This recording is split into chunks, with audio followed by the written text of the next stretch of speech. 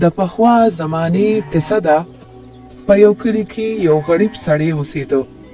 د هغه نوم ګلخان و. ګلخان ډېر غریب و. روزانه به ځنګل ته ته، لرګي به یې کټ کول او هغه به یې خرڅول. په دې به ګلخان ګزاره کوله.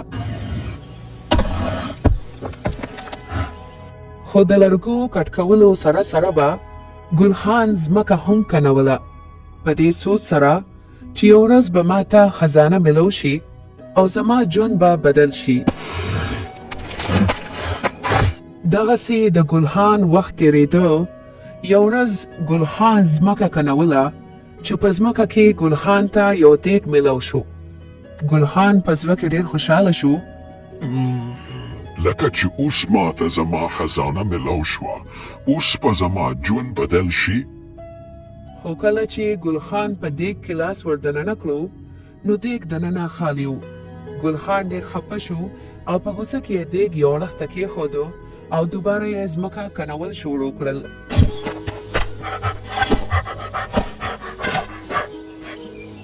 خو د ډېر محنت نه پس هم ګلخان ته هېڅ په لاس ورنه رغلل او په غوسه کې یې خپل تبرګي واخیسته او د دیګ طرف ته یې ګوزار کړ او ستړی ستومانه لاړو او د اونې لاندې کېناسته.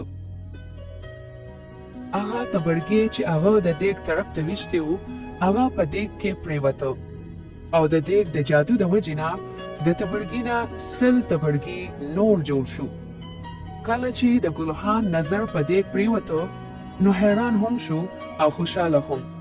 ها ها ها ها ها، اوس ما ته زما خزانه ملو شوه، اوس به زما ژوند بدل شي. او ګلخان ځان سره هغه دیګ واخیسته او د کور طرف ته په خوشحالۍ خوشحالۍ روان شو. ګلخان هغه دیګ په کور کې په یو ځانله کمره کې پټ کو. یو شپه ګلخان یو ام واخیسته او په دیګ کې یې واچو چې د دیګ د جادو د وجې نه د هغې نه هغه شان 100 امونه نور هم جوړ شو.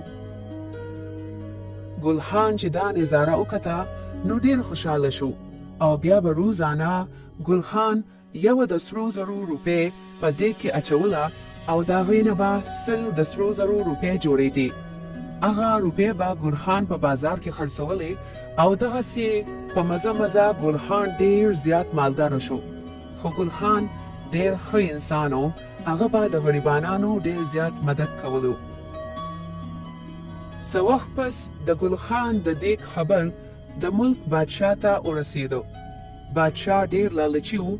خپلو خادمانو ته یې حکم وکړو ګلخان سره د دیګ مال راولې. د بادشاه په حکم باندې خادمانو ګلخان او د هغه دیګ بادشاه له راوړو. بادشاه د ډېرې خوشحالۍ او د ډېر لالچ د وجې نه د بادشاه په خپه کې د سرو زرو چپل په دیګ کې ور دننه کړو. خو اچانک د بادشاه خپه وښویده او په دیګ کې پخپله پرېوته چې د دیګ د جادو د وجې نه د بادشاه نه هم هغه شان 100 بادشاهیان جوړ شو او هغه ټول د دیګ د حاصلولو د لالچ د وجې نه یو بل سره په جګړه شو او هغې ټولو په هغې جګړو کې یو بل ووجل چې په هغې کې هغه اصل بادشاه هم مړ شو. او ګلخان په خاموشۍ سره خپل دیګ واخیسته او واپس خپل کور طرف ته روان شو. دغسې ګلخان ته خپل دیګ واپس ملو شو او بادشاه د خپل لالچ د وجې مړ شو.